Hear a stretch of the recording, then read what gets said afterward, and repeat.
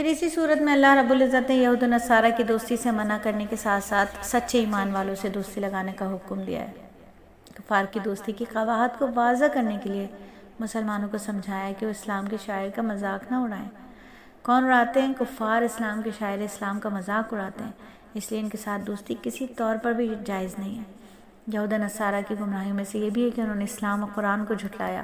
نصارہ نے حضرت عیسیٰ علیہ السلام کو خدا ٹھہرایا۔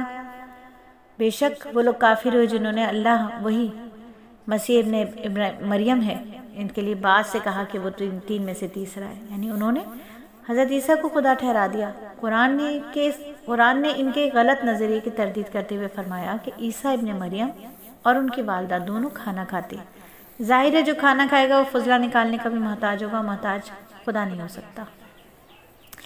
پھر یہود و نصارہ دونوں کو دین میں ناحق غلو کرنے اور خواہشات کی اتباع کرنے سے منع کیا گیا، کیونکہ یہ غلو اکثر گمراہی کا سبب بنتا ہے۔ پھر چھٹے پارے کے آخری رکوع میں یہود پر اللہ کی لعنت کا سبب بتایا کہ یہ وہ ہیں، وہ یہ کہ وہ اللہ کی نافرمانی کرتے، حد سے تجاوز کر جاتے تھے اور دوسروں کو برے کاموں سے منع نہیں کرتے تھے۔ یعنی دیکھیے اللہ کی لعنت کن کن باتوں پہ پڑے گی؟ اللہ کی نافرمانی کرنے سے بھی اللہ کی لعنت پڑتی ہے۔ حد سے تجاوز کر جاتے تھے یہود، تو اس لیے ان پہ لعنت پڑی۔ اگر مسلمان حد سے تجاوز کریں گے تو ان پر بھی اللہ کی لعنت پڑے گی۔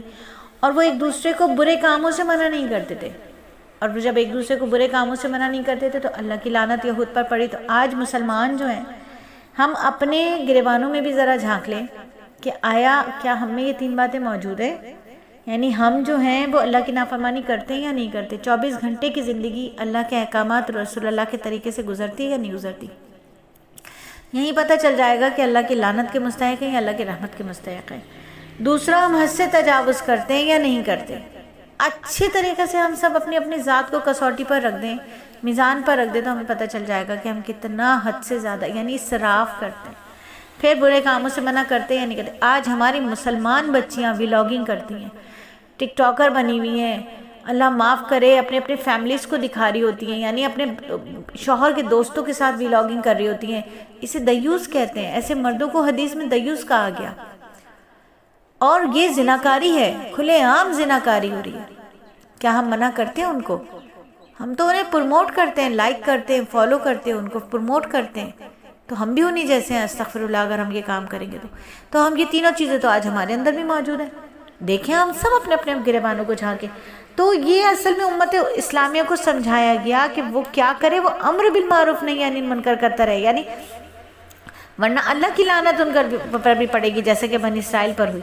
یہ بات تو خود نبی صلی اللہ علیہ وآلہ وسلم نے ایک روایت میں ارشاد فرمائی، ترمذی شریف میں، کہ آپ نے فرمایا جب بنی اسرائیل معاصی میں مبتلا ہو گئے تو ان کے علماء نے انہیں منع کیا مگر وہ باز نہیں آئے، ان کی مجلسوں میں بیٹھے رہے، ان کے ساتھ کھاتے پیتے رہے، چنانچہ اللہ نے ان سب کے دلوں کو ایک جیسا کر دیا۔ داؤد اور عیسیٰ بن مریم علیہ السلام کی زبان سے ان پر لعنت فرمائی، یہ اس لیے کہ وہ نافرمانی کرتے تھے اور حد سے تجاوز کرتے تھے۔ رسول اللہ صلی اللہ علیہ وآلہ وسلم پہلے ٹیک لگائے ہوئے بیٹھے تھے، مگر یہ فرماتے ہوئے سیدھے ہو کر بیٹھ گئے۔ آپ نے فرمایا، اس ذات کی قسم جس کے قبضے میں میری جان ہے، نہ تمہارا ایمان کامل ہو سکتا، نہ ہی تم اللہ کے عذاب سے نجات پا سکتے ہو جب تک کہ تم لوگوں کو حق کی دعوت نہ دو اور حق قبول کرنے پر آمادہ نہ کرو، انہیں ظلم اور معاصی سے منع نہ کرو۔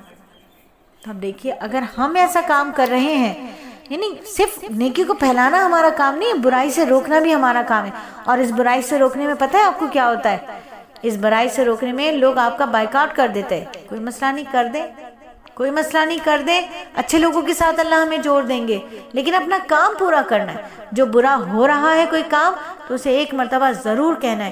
جیسے خاندان میں مخلوط محفلیں ہوتی ہیں، ایک مرتبہ ضرور کہنا ہے کہ یہ غلط محفل ہے، یہ اللہ کی حدود سے تجاوز ہے، ایک مرتبہ ضرور یہ بات کہنی ہے۔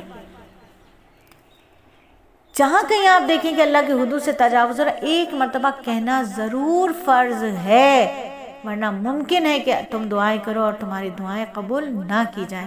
اللہ مجھے اور آپ کو حق بولنے اور حق پر چلنے کی توفیق عطا فرمائے، آمین ثم آمین۔